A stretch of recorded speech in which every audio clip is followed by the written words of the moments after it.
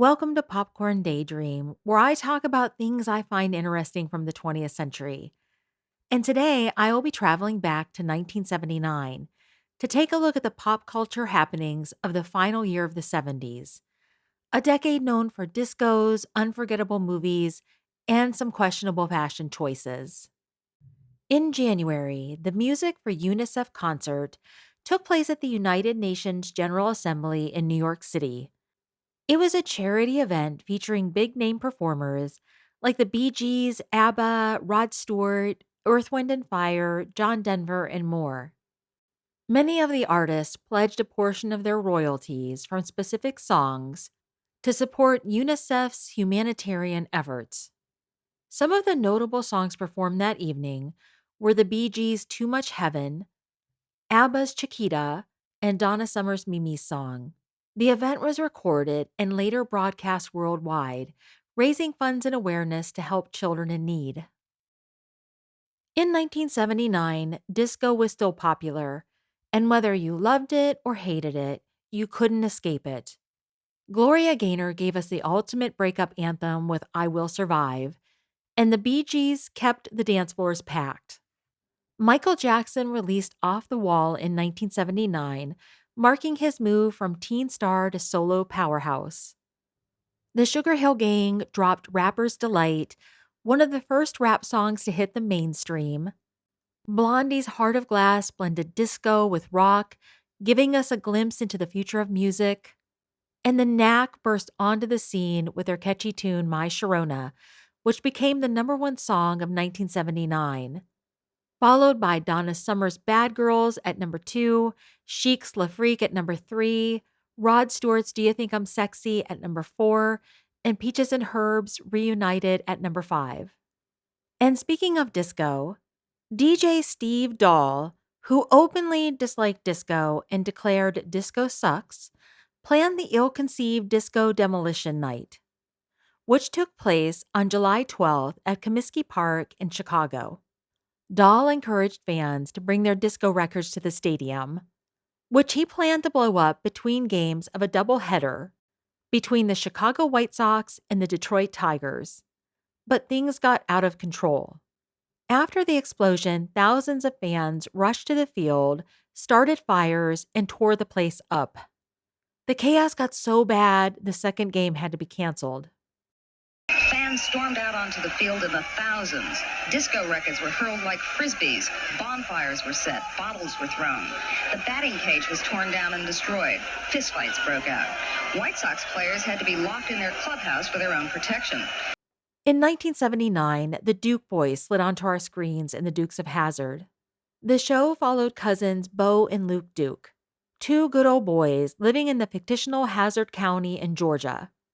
They spent most of their time outrunning the law in their bright orange 1969 Dodge Charger. The car jumps, the endless police chases, Cousin Daisy and her Daisy Dukes, and the down home humor made it a Friday night favorite. I remember going back to school on Monday mornings and everyone was talking about the Dukes of Hazzard. The boys were all about the car chases and the girls could not stop talking about Bo and Luke Duke. And while the Duke boys were just getting started, All in the Family was ending its original run after 9 groundbreaking seasons. The show didn't end with a dramatic finale, rather, it quietly transitioned into a spin-off called Archie Bunker's Place, which continued Archie's story in a new setting. The top 5 TV shows of 1979 were Alice, MASH, That's Incredible, and Three's Company. And in the number one spot that year was the investigative news show 60 Minutes, which aired every Sunday night and was known for its no nonsense reporting and ticking stopwatch. Alien hit the theaters in May of 1971 and changed sci fi horror. It was dark, intense, and genuinely terrifying. Sigourney Weaver starred as Ripley, and the chest bursting scene shocked everyone. The Muppet movie came out in 1979 and brought Kermit, Miss Piggy, and the whole gang to the big screen for the first time. It was funny and clever and gave us the song The Rainbow Connection. In December, we got Steve Martin and the Jerk.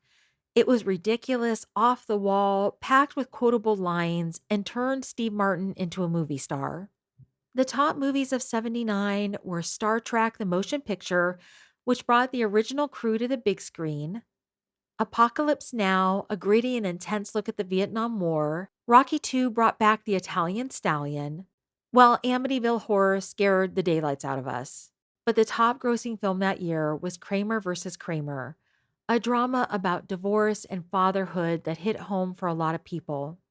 McDonald's changed the game for kids and parents with the national launch of the Happy Meal. This is a McDonald's Happy Meal. Your kids will love it. It's food and fun in a box. Your kids get a regular size soft drink, a regular size fries, a hamburger or cheeseburger, and a McDonald's Land cookie sampler. Although released in 1977, the Atari 2600 was still the toy to have in 1979. The graphics are super simple by today's standards, but back then it felt like the future. Star Wars figures were still flying off the shelves. Kids were obsessed, and collecting every character was serious business. Stretch Armstrong, the Simon Game, Barbie, and the Snoopy Snow Cone Machine were favorites. And Strawberry Shortcake made her debut in 1979.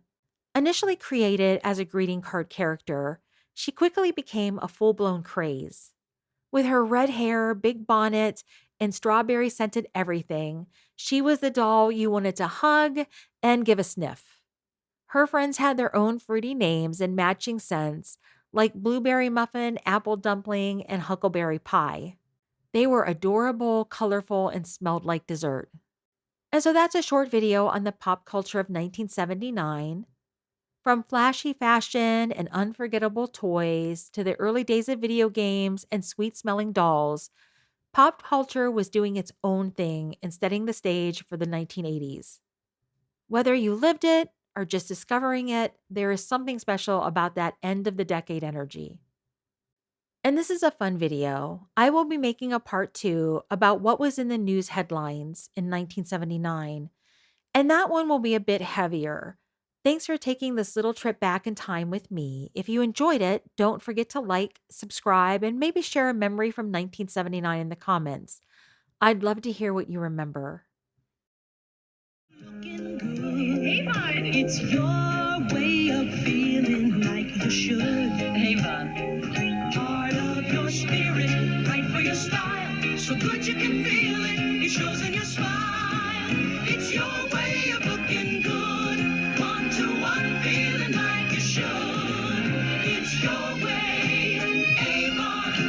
And you never look